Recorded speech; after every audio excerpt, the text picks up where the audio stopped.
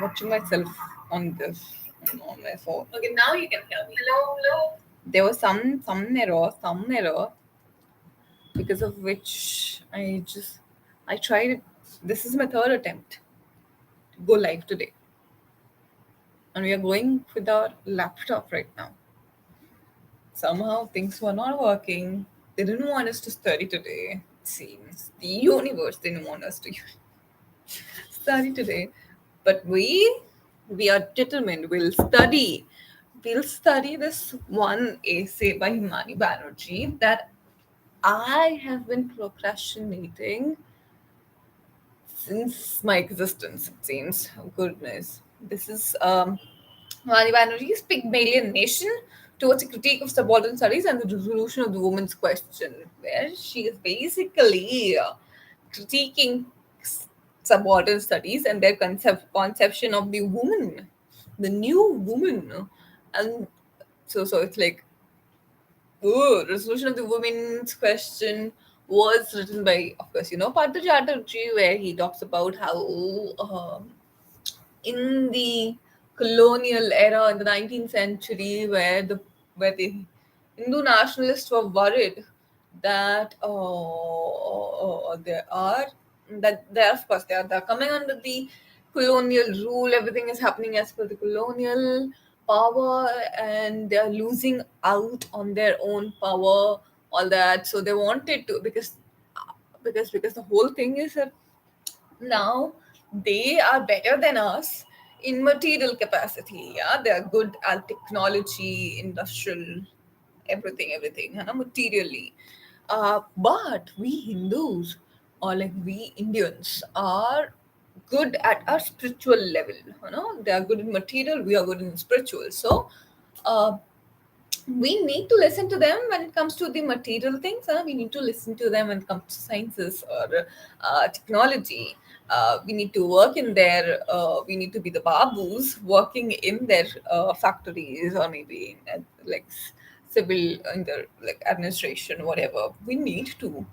So we need to succumb there. We need to surrender our system, but we can't surrender our spirituality, or we can at least win over them in the matters of spirituality. No, and so outside of the home, we need to do what they want us to do, but inside our homes, we are the kings of our homes. And the one thing, tradition, spirituality, in cases may we are better. So, I mean, the subject of it became the woman, where the woman's body became the emblem of tradition and spirituality.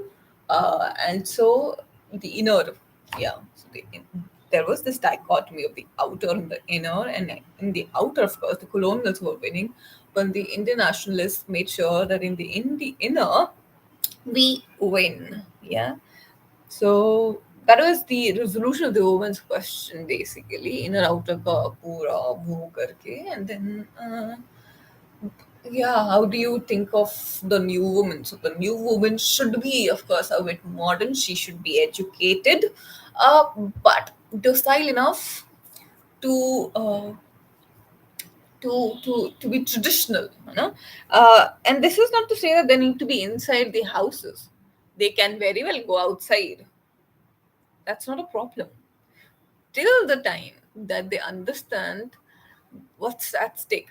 They understand they are traditional, they are docile. Doesn't matter. I mean, of course, it's like, how would it matter? You are docile, submissive, all that you need to be. You know, powerful. Traditionally, you are powerful, as in you are the if you are a good woman, you can very well go outside and be a good woman, someone who doesn't transgress or transgress outside the boundary of the patriarchy, and that's allowed. That was their resolution. The resolution was to make women, in the name of women reforms and everything, educated but Indian enough. Yeah, that was their resolution. Resolution to the woman's question. And here in this essay was that our doorbell. I have no idea because I kept on sleep. It's okay. It's okay. Doesn't really matter. If there are people who want us to open the door, they will maybe ring the bell again. Yeah, Pygmalion Nation towards critique. So here, what Himani Banerjee is doing here is to say that just like Pygmalion, where Pygmalion was a sculptor who created, in Greek mythology, who created a statue of a woman called Gelatine, I guess. What was she called? She was called something. I forgot. Gelati. Huh. So Pygmalion created a statue of uh, Gelati, a feminine form of woman. Basically, he he created a sculpture and fell in love with that. You know, as in, so he created what he considers to be the ideal woman, fell in love with it, and started to concretize it or reify it as the actual. Yeah, so something that is not real, something that is an idea, an ideation, you go on treating it as if it's real, as if it's concrete, and you make sure. So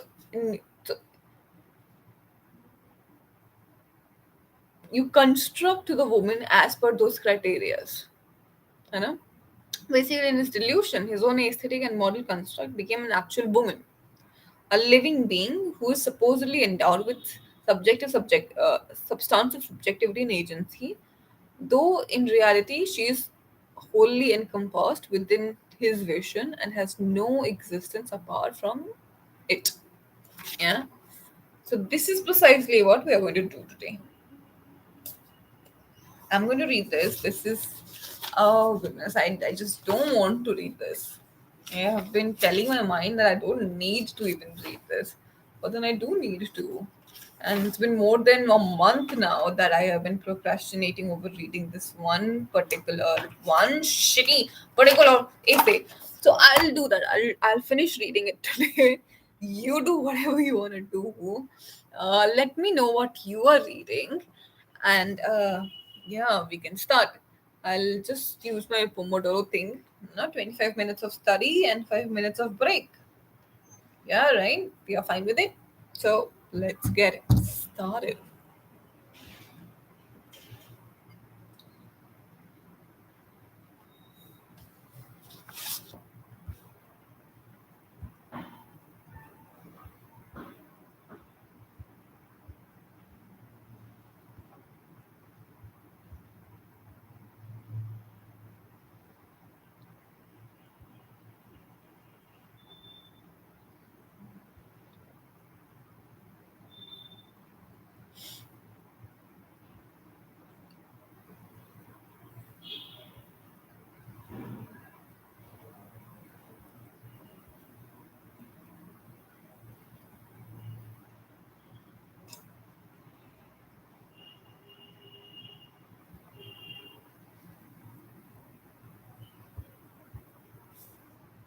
What are you reading?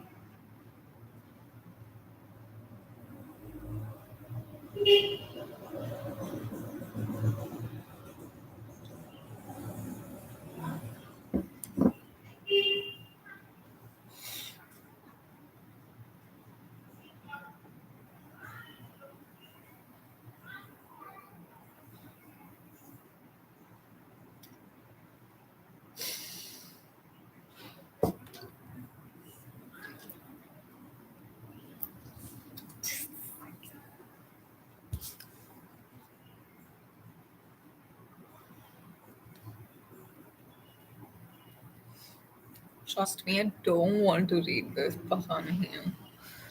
I have told myself that this essay is very difficult. So difficult, then I can't get through it. I need to break it down, like one paragraph at a time.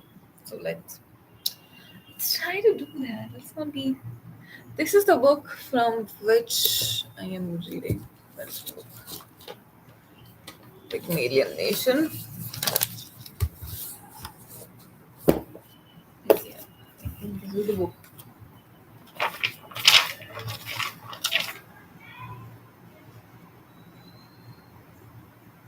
Yeah.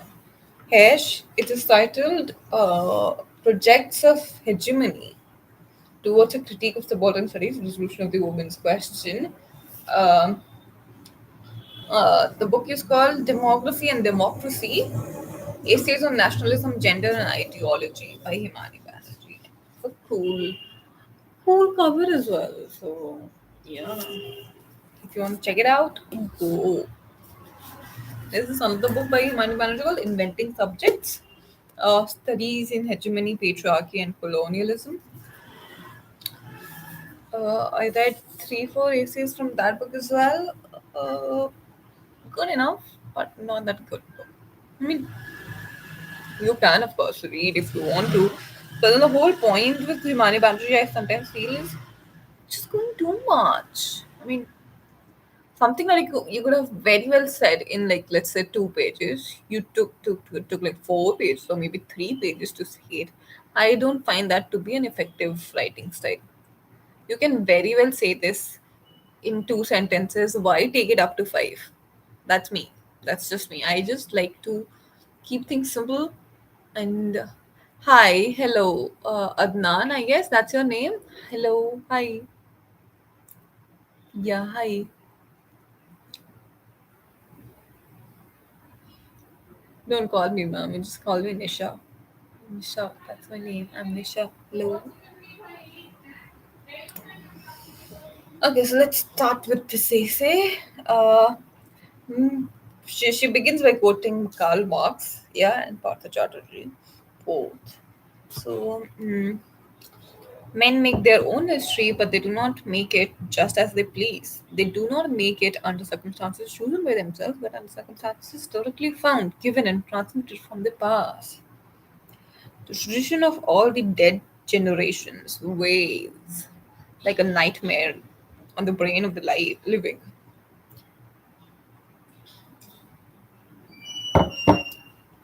And just when they seem engaged in revolutionizing themselves and things, in creating something entirely new, precisely in such epochs of revolutionary crisis, they anxiously conjure up the spirits of the past to their service and borrow from them names, battles, slogans, and costumes in order to present the new scene of old history in their times honored in their time honored disguise and their borderlands. Basically what? Hi Adnan, I did say hello. Hi, can you hear me? Hello.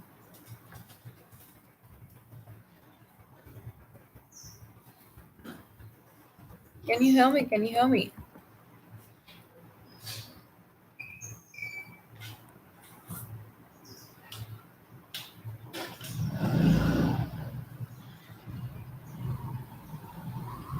Let me know. Can you hear me?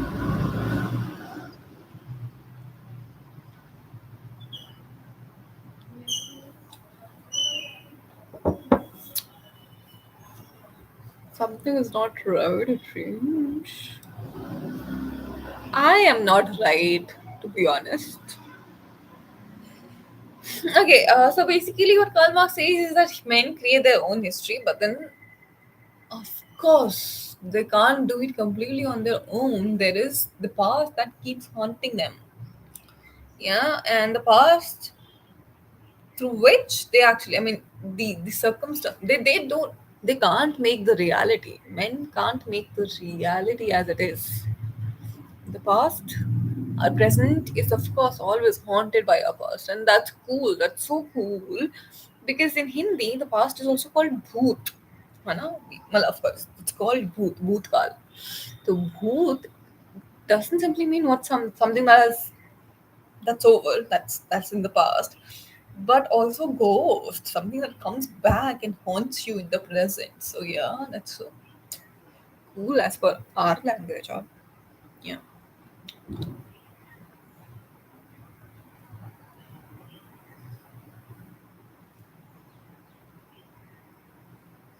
it is in consciousness. Let us remember that people make sense of the world in which they live in. It is in consciousness again that they make. It is in consciousness. Let us remember that people make sense of the world in which they live. It is in consciousness again that they make their judgments how to change it. Simple Partha Chatterjee, yeah. Introduction. Any discussion of nationalism in countries that were colonized by European powers must begin with the problem of decolonization and how it has been. So I'll read it on my own. You read on your own. We will play some music for you. Try playing some music for you.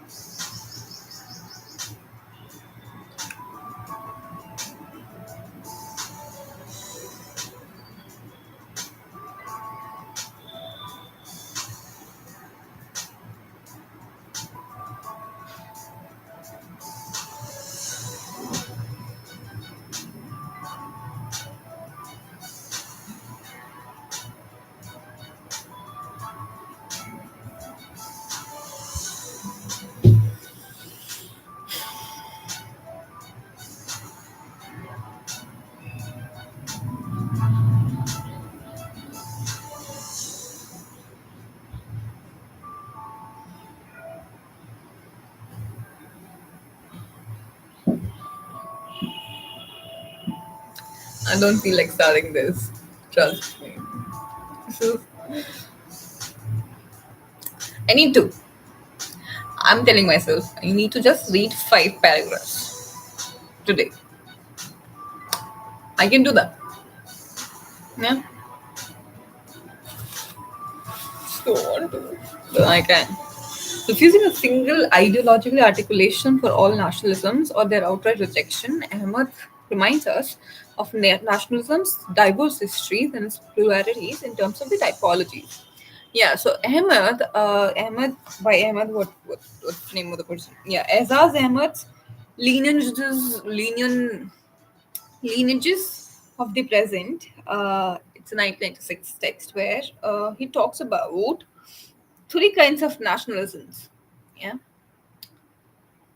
basically what Himani Banerjee is saying, that whenever we need to talk about the a nation that has talk about the nationalisms of a nation that has once been colonized, we first begin with the talk of or the problem of decolonization. Yeah, and that makes sense. So there are 3 politics of decolonization, all of which involves a kind of nationalism, the kinds that Ahmad has, like, of course, talked about in his book *Lineages of the Present*. Here, speaking typologically, so he's given 3 types. Yeah, speaking typologically, then I would like to point out that these 3 types of nationalism. Two consist of anti-colonial ideologies,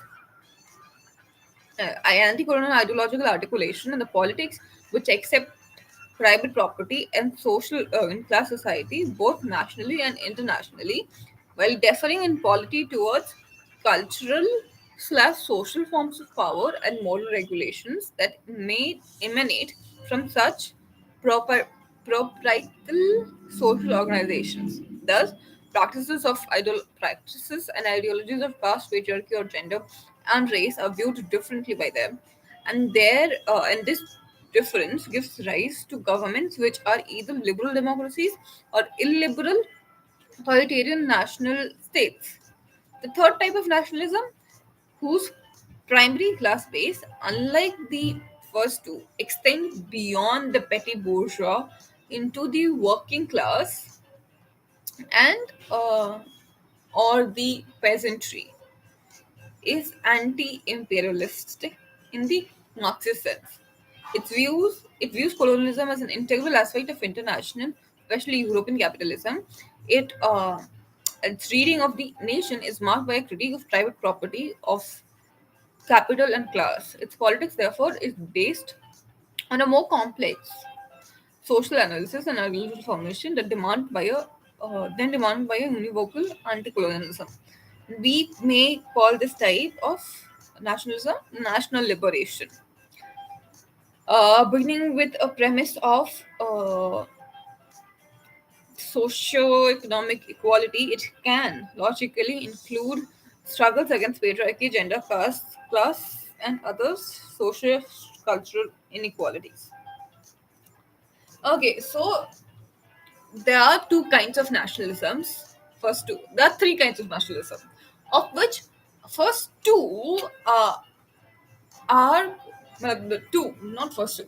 Two consists of uh, anti-colonial ideological stances. Yeah, but they still align with the colonial or the capitalist European capitalism matlab, European idea of property, है ना? So they believe in private property, they believe in proprietarial laws and all, but then uh, when it comes to norms, they will differ. है ना? When it comes to moral regulation, है ना, the beliefs and they will differ. You know, so someone will go with the colonial to some extent, but then again, it's ending. That's why I don't understand any bit of what she's talking about. Maybe I need to read. So what I did, what actually happens? Maybe I think I'll need the notes as well. In the end notes, she seems I guess, yeah, she seems to be. explaining particular terms. But then what basically happens is with Himani Banerjee, I read Sumit Sarkar and everyone because I felt I need to, because I could not understand Himani Banerjee. And now it seems I need to read Ahmad Iswal. But a basic, I'll just tell you what it means basically. Two consist of anti-colonial ideological articulations in politics. In, of course, we are talking about colonial states that are going through decolonization, so they will be anti-colonialist. In politics,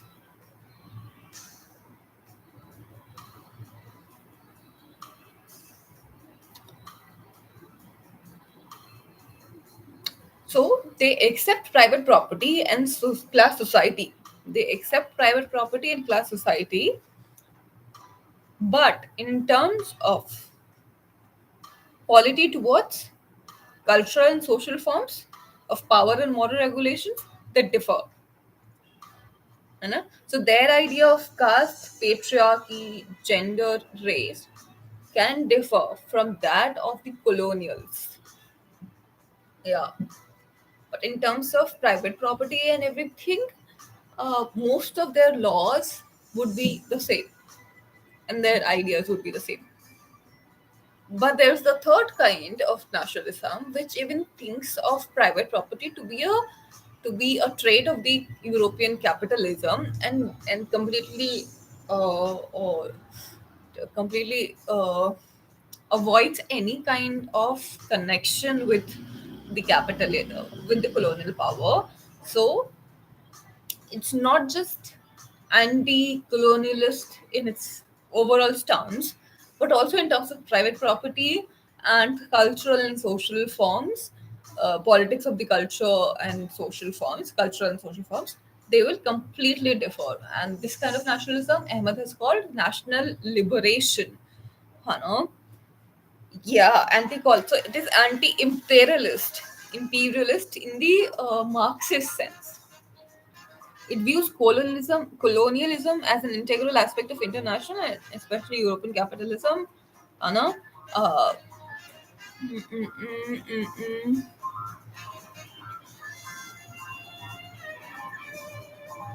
Its reading of the nation is marked by a critique of private property, of capital and class.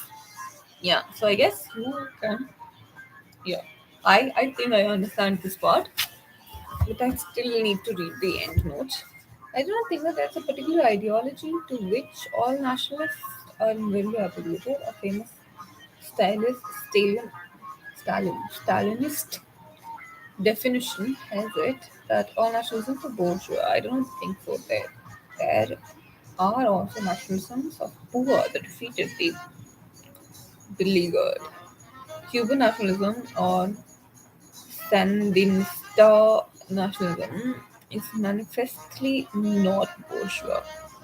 It would even, I would even say that virtually all revolutions that took place in the third world has a strong component of anti-imperial fascism in them.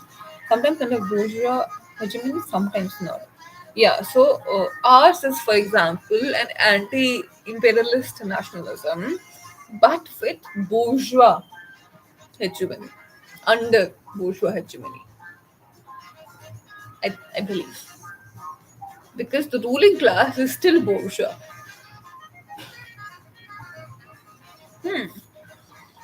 It is this last type of nationalism, not under bourgeois hegemony, that I mean when I speak of national liberation movements. Yeah, I guess we understood that.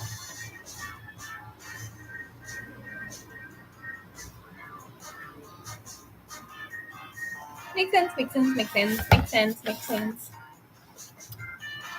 These different national projects. So we read first paragraph. We need to read four more to tell myself that I had a productive day. I'm so sorry. I know I'm disturbing your own like readings, but don't take me too seriously. You can mute me. Yeah, you can mute me.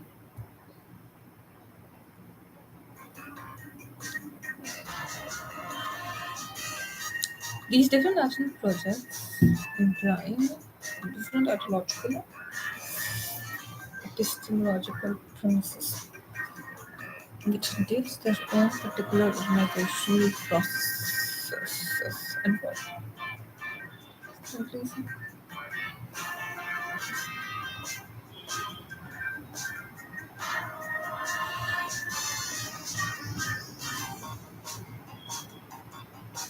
So she's talking about how, right now, currently, national liberation projects are in a state of disarray. So all the, so it's like uh, the colonial, the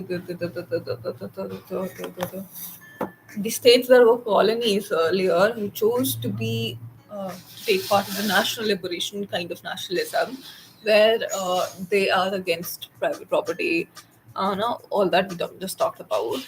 They are in a state of disarray. You know, they are not working out. Marxist ideals have failed badly. No? And also, even liberal democracies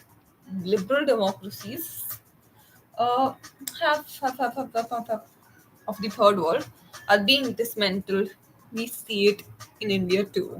And an illiberal or authoritative nationalism is increasingly gaining ground. We see it in India too. Yep. As noted above, its polity obliterates liberal democratic provisions like constitutionally enshrined formal equality manifested in individual rights as entailed by secular citizens. It accepts the economic dictates of local and global nationalism. Start break. We have a break for 5 minutes. Not that we were starting really religiously, uske pehle, but let's honor the break.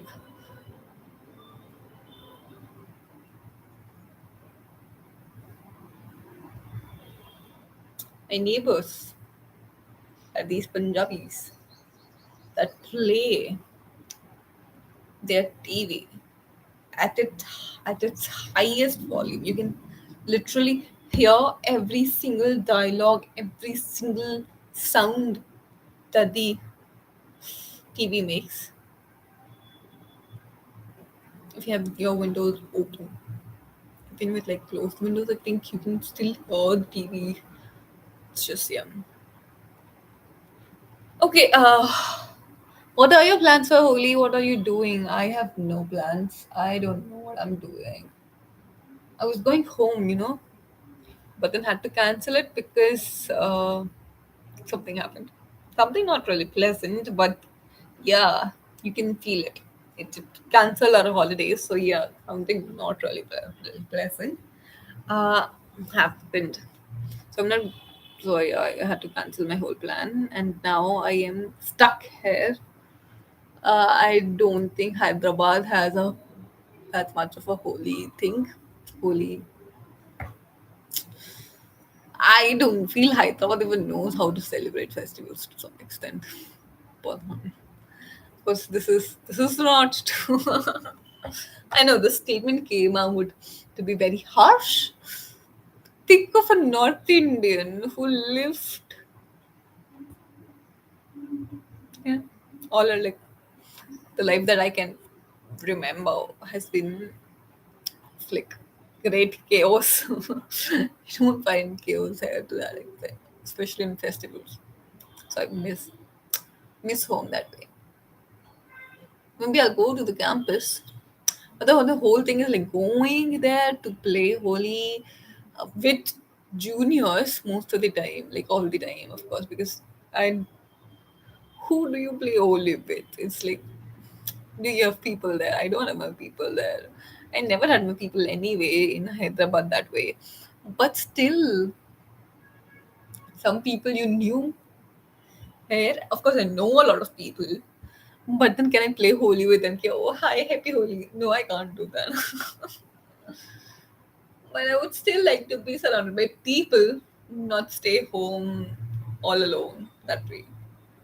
I want to play Holi. Can you manifest? I mean, there's this one person I want to be here with me, but of course, that's an impossible dream. It seems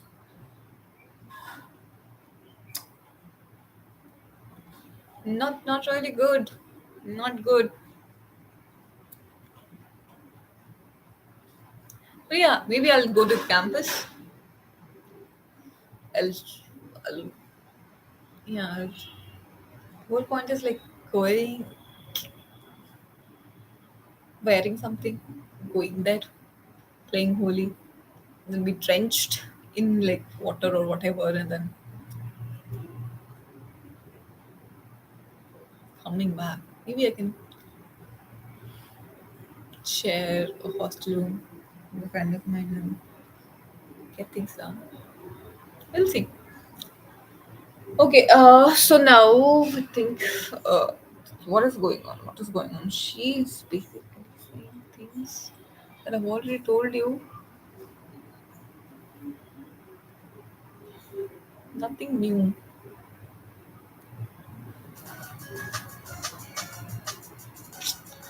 Let's. Matlab, yeah, it's like 30 seconds more to go for the break.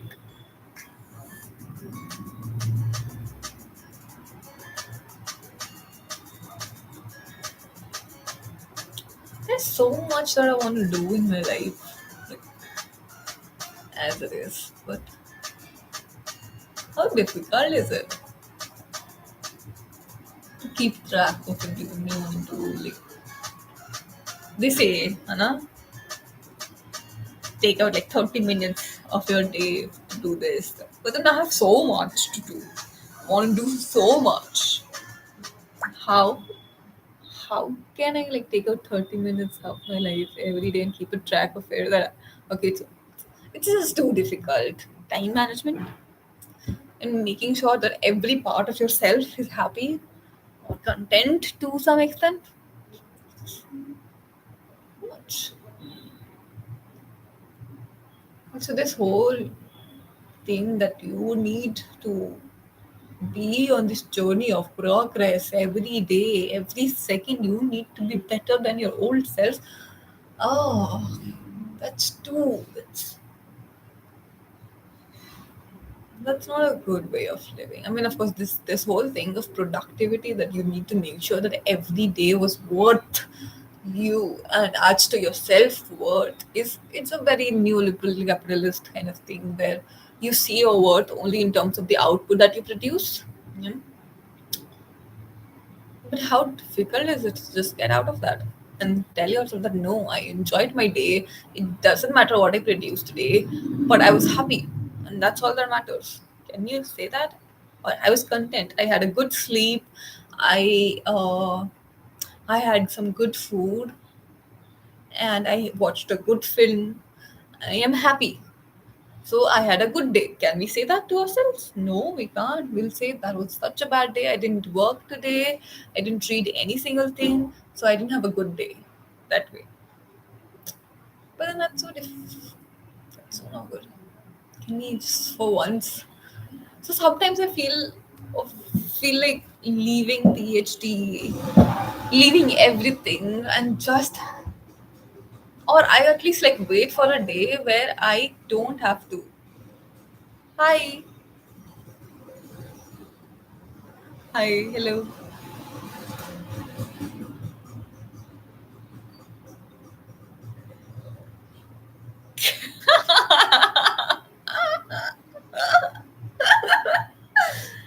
No, but then the whole thing that you just want a day where you don't have to worry about waking up at a certain time, getting ready or whatever at a certain time, having your food at a certain time. Why do we need to do everything as per a certain time every single day?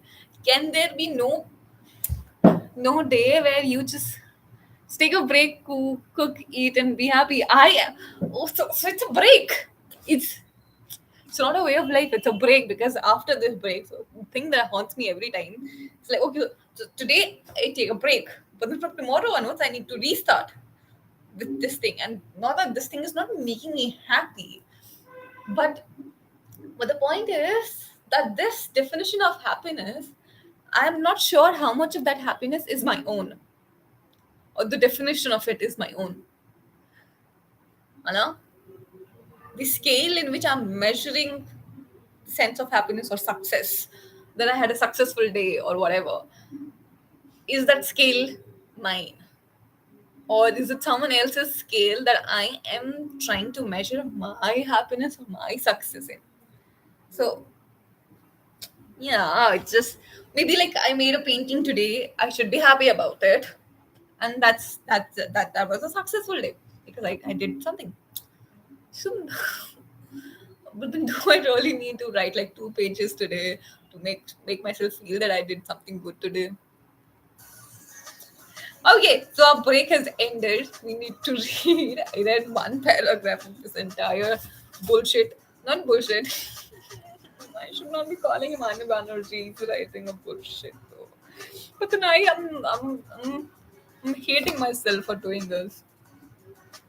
I need to finish this. I need to finish this. It's been more than a month that I've been cursing this essay. I did try to read this, you see. I have my marks and like tick marks and everything. I did try to 3 4 pages. Yeah, for like 10 pages I read this, and there are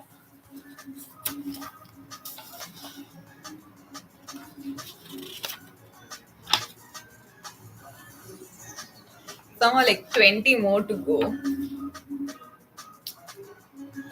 Why people need to keep it like this? Yeah, today is a holiday though. I have no classes, but then I have an assignment to finish. It's a holiday because there is an assignment and the professor didn't want to take the class because we were already full of assignments. So like I wouldn't assign anything new to you. Go finish your old assignments. So yeah.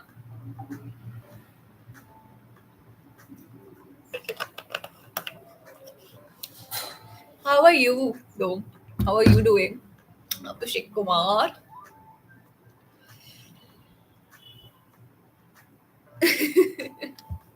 So sorry for that whole rant. Well, that's how I feel sometimes. You can't deny. I mean, I'm just got up. Oh, you got up just now. What about the 7 o'clock thing?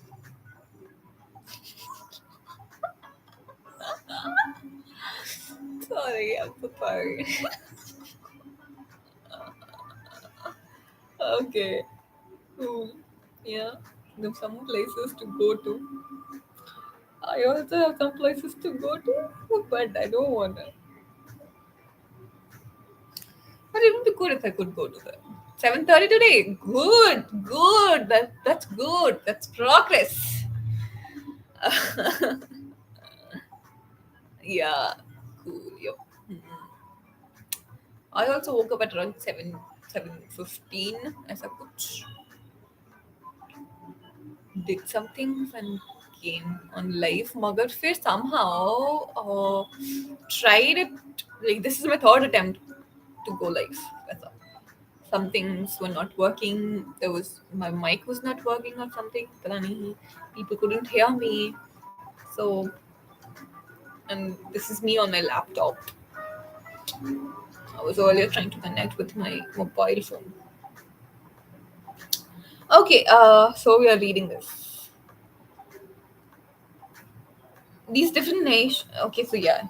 As noted above, its polity obliterates liberal democratic provisions for constitutionally enshrined formal equality, manifested, yeah, cool, individual rights, yeah. It accepts the economic dictates of local and global capitalism while seeking to dismantle existing left and secular progressive organizations. Yes, it speaks in the name of a singular national tradition and culture and of an authentic national identity based on the cultural essence. Great. Mm. But reducing national culture to religion and fixed tradition, it new naturalizes egalitarian or hierarchical social moral injunctions. Thus, this illiberal nationalism manipulates the project of anti-colonialism by promising an identification with a pre or an anti modernist and anti humanist national identity, which confuses simple inversions of modernist cultural forms with anti colonialism. Yeah, this makes complete sense. This gives rise to a right wing cultural nationalism, which is constructed with the content of reworked colonial discourse, including Orientalism. Yeah, yeah.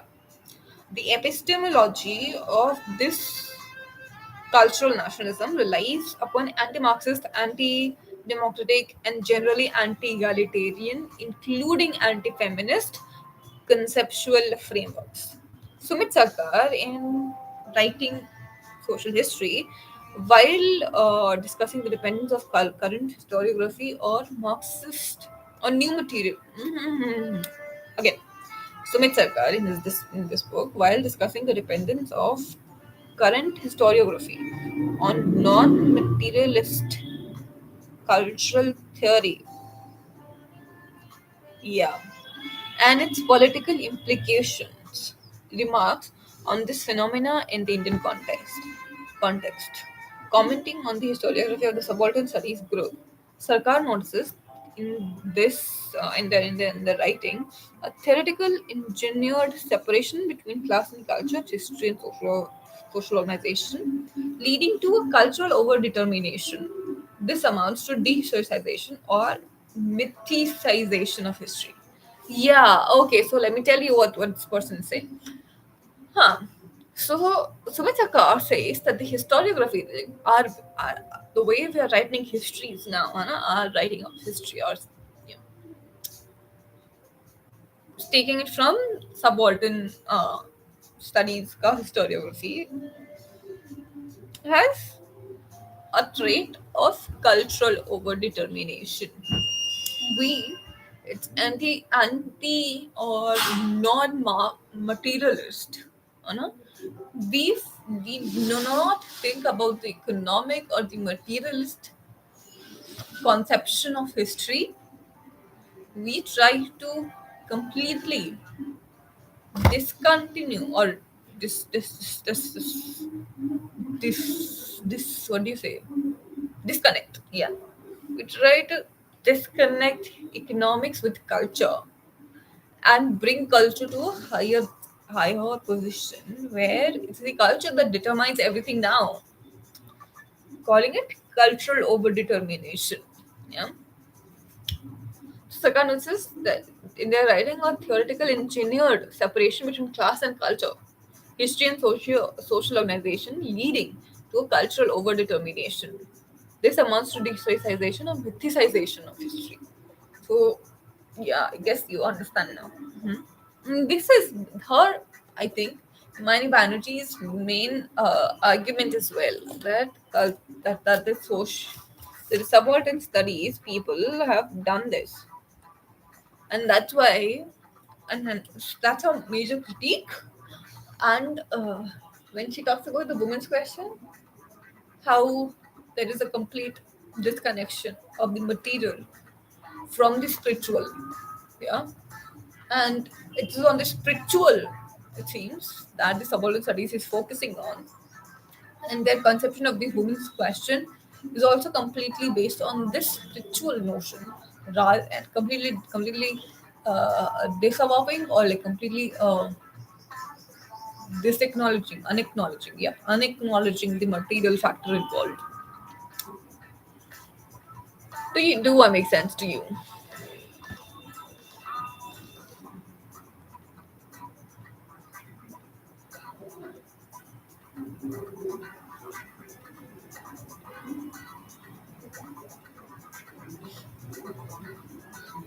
Sarkar's observations on subaltern studies are coherent with critics who have spoken.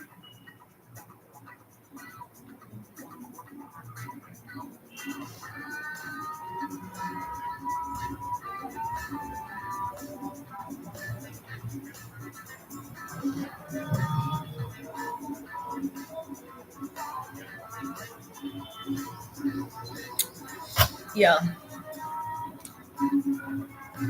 there is this whole thing that Sumit Sarkar makes a complicated in his critique of the subaltern studies. Uh, One important thing is that the subaltern studies people have led. I mean, their historiography is basically cultural over determination, where the culture determines more than the ability neglected the material side of it. Yep, that's one thing. Then the other thing is a kind of generalization. Yeah. So from the individual to a community, especially happens, he says, Sumit Sarkar says, in the writings of Partha Chatterjee, where, so when we think of like who's imagined communities and the peasant community, so when he talks about a peasant rebellion, that happened in one particular part, he says that the traits of this, he tries to make some laws in the like scientific sense of it, that kind of led to this rebellion. How was this thought about, what was their politics, everything, and generalize it to all kinds of peasant rebellion. Yeah. So it becomes the peasant rebellion community or peasant community. It talks about the peasant community rather than simply this one incident that happened in a social in one particular space and time. Yeah. So generalization, overdetermination, and cultural overdetermination and generalization. These are his two main critiques of the subaltern studies. And she's speaking, Himani Banerjee is speaking on that. Saga's observations on subaltern studies are coherent with critiques who have spoken of the influence of post-structural postmodernism in social sciences and history. They have noted the use of interpretive philosophies, anti-materialist cultural theory, and relativist cultural anthropology in accomplishing the task of de-socialization and cultural association. Let us look at the notes.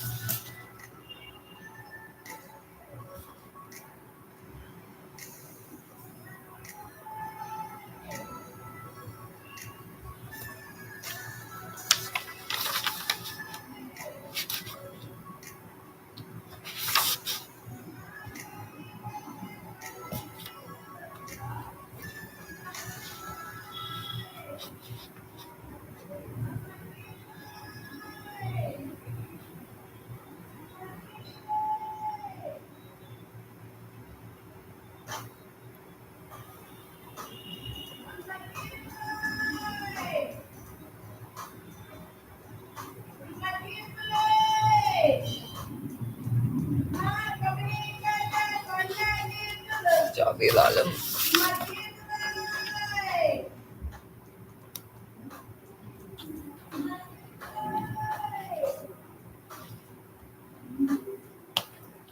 Okay, so Aniket Alam's father. Yeah.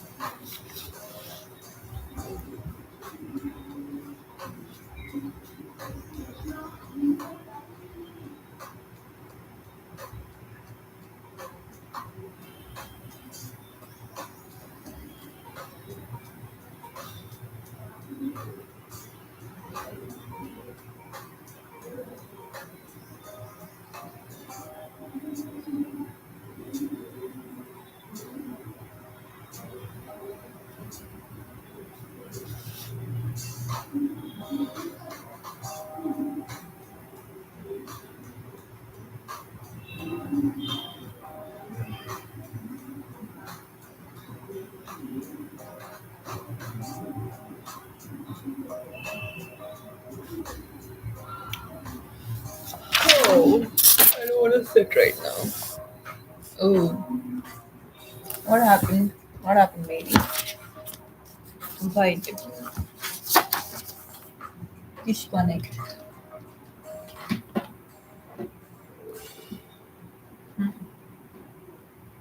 I don't like this light.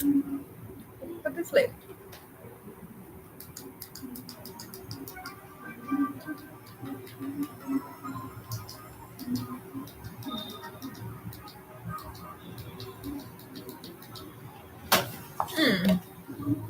We'll walk and read.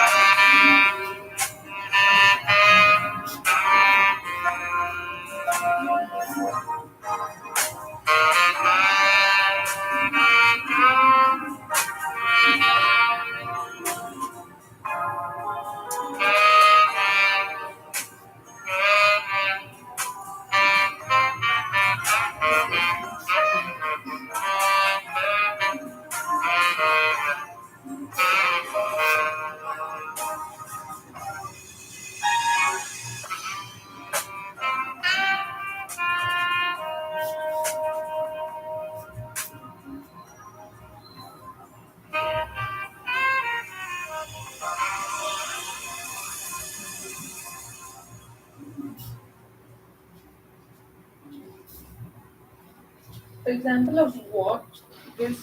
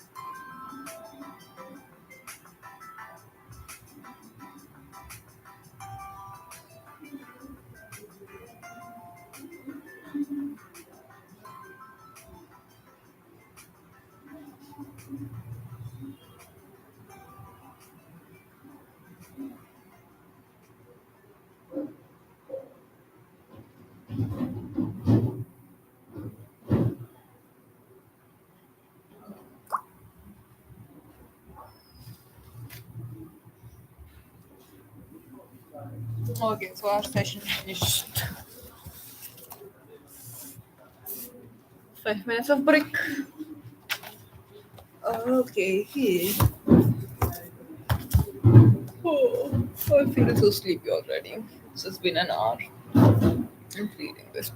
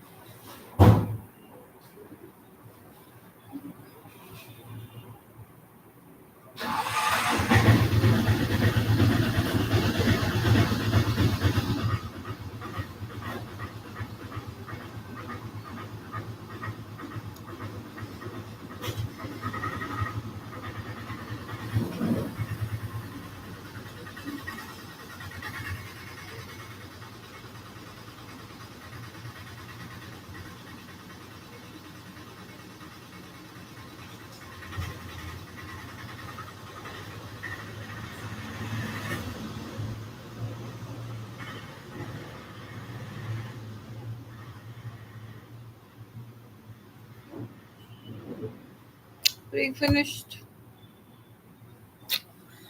I want to do this. But this is the last session. Let's finish it. Last session, last.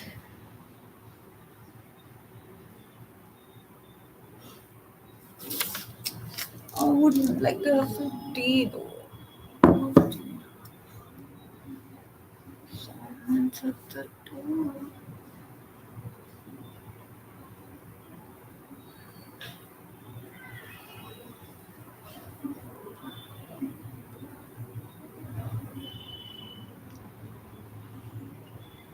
Use this indicator philosophy and philosophy.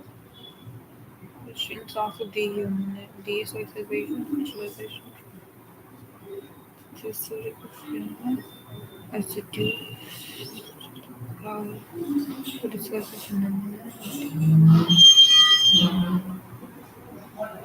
exploration of post-colonial studies provides us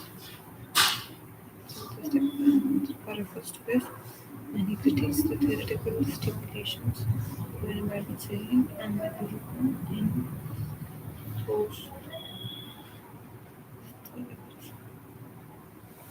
comments to this thing economic reductionism, cultural reductionism through a process that started with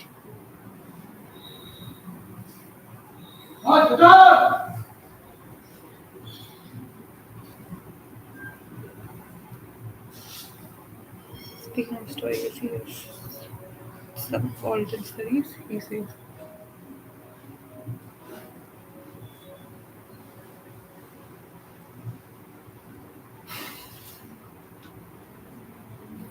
but it started as an ununderstood, as an understandable dissatisfaction with economic selection.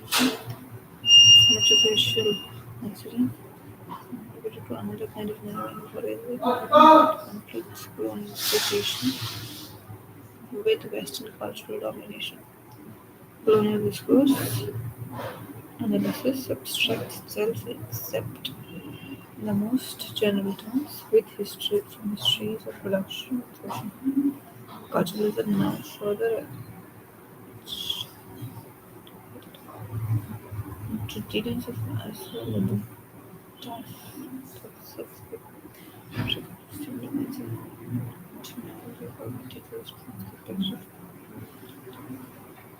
Nazi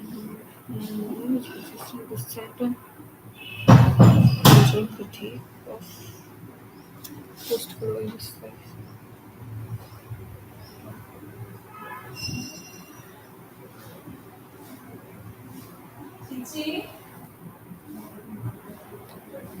From this epistemological position, social organizations, institutions, and erased deeply subordinated.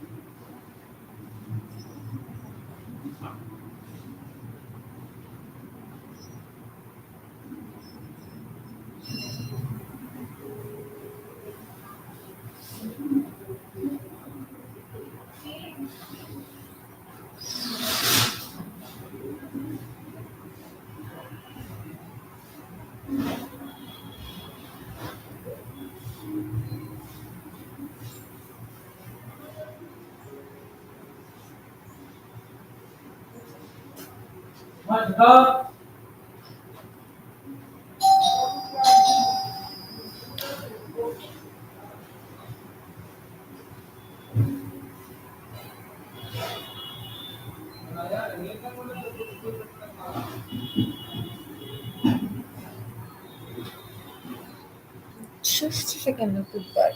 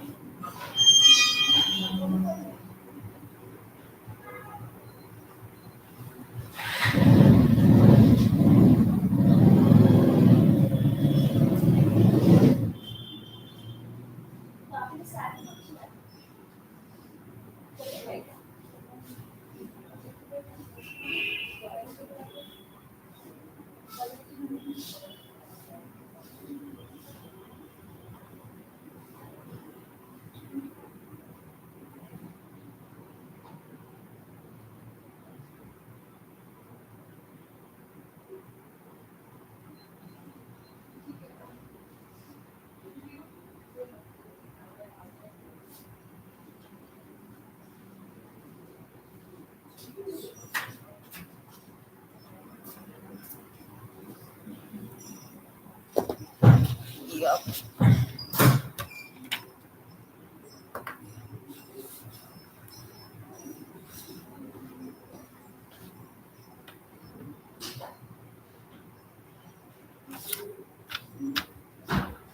This cultural interpretation relies on the paradigm of tradition and modernity, attributing tradition and pre-modernity as a cultural characteristic to the colonized. Anti-colonial politics therefore becomes one of the recovery of this pre-modern tradition. It is the necessary step for imagining the nation. In the case of India, this pre-modern traditional culture translates into one of the Brahmanical that presents us with the proprieties lied in a patriarchal casteist national identity, securely resting on practices of private property and class. The cutest thing about subaltern studies is that this is done in the guise of radical politics of implanting the conventional language of subordinity within the nationalist project of Hindu and Maori middle classes.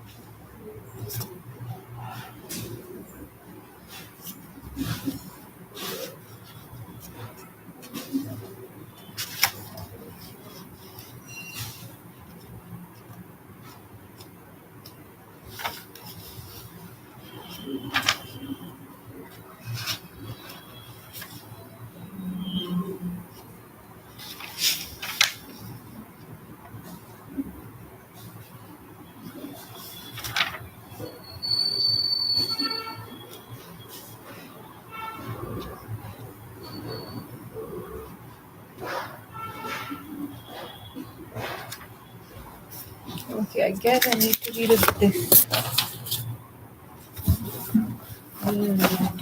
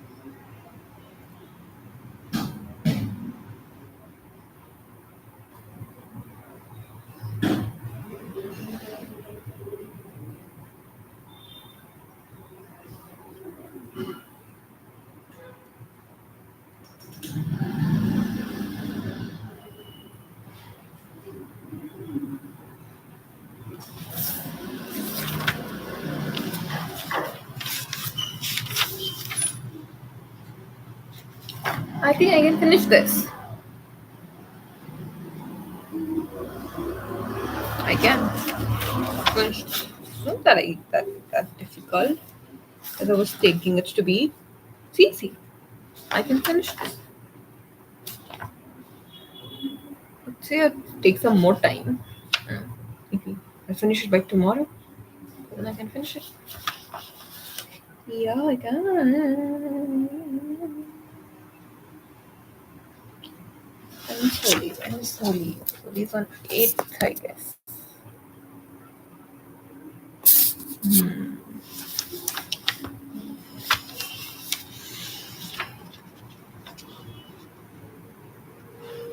Yeah, we can do this. It's easy. It's easy. Just need to tell myself it's easy and I can finish it. We shall now return to the question of decolonization with which this essay began. Throughout, I've tried to show how what I call an illiberal form of nationalism is in essence, cultural nationalism, which arrogates to itself an ideology and agency for a genuine decolonization, but in actuality produces an anti-emancipatory society and politics. By separating culture from economy and society and constructing and entrenching a unifying cultural essence and postulating a national community upon that erases existing social relations and ideologies of difference, most importantly those of class, caste and patriarchy. This creates a condition of subalternity for larger number of people who live within the socio-political space hegemonized by such a national imaginary. Hi, good morning, good morning. Hi, hello, hi Sangeeta.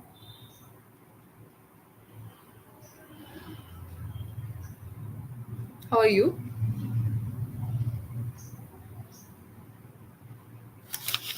What are you doing? How are you? Where are you from?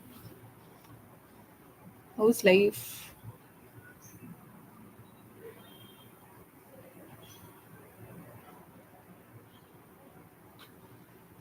Um,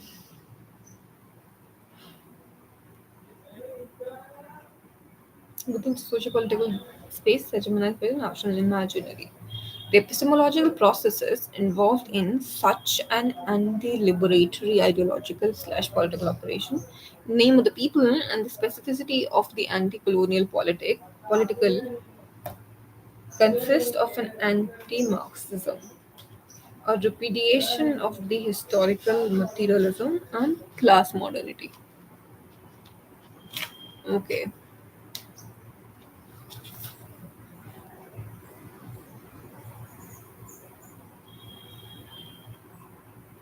Hmm.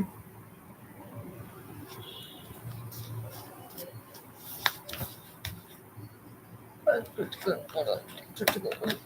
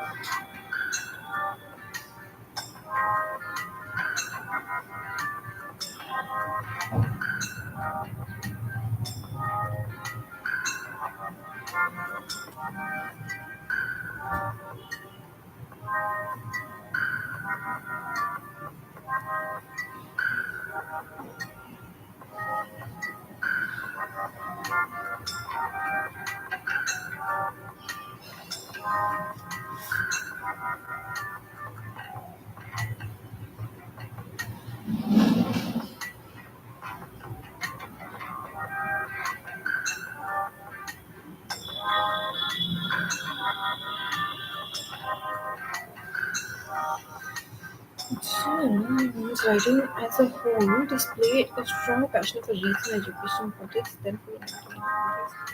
As a whole, the passion of nationalist led free public sphere, the meeting of was a peace and some words statement in itself.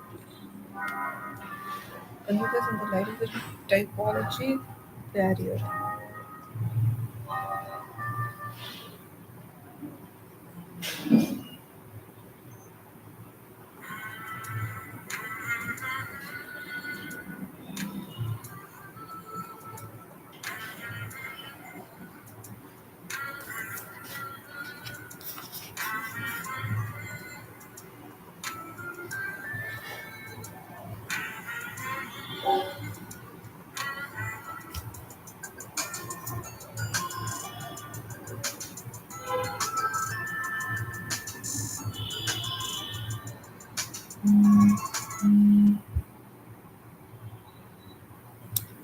Okay, so 1.5 hours over. 3 sessions done. I think I can finish this essay. It's not as difficult as I was thinking it to be. I was just using a different text. No, I think if I use this text, it will be easier. There are some changes that Imani Banerjee has made in this too. I think this is easier to understand because she has explained things better here. From like yeah, here she was simply Parani. But yeah, I find this text to be easier, and I'll be able to finish it by today it seems, or if not, by tomorrow for sure. I'm not going to keep it for longer than tomorrow. Yeah. Uh, Now I need to return that book or at least like reissue that book. But yeah. Uh, so we're done. We're done for today's live. See you tomorrow at 7:30. Yeah. We'll try. We'll do this only. I find this to be better. Yeah. Seems like it's better. Let me know what you think. And yeah. See you tomorrow then. Bye bye. 7:30 it is. See you tomorrow at 7:30. Bye bye. Good night. Good night. Bye. Good night. Just bye.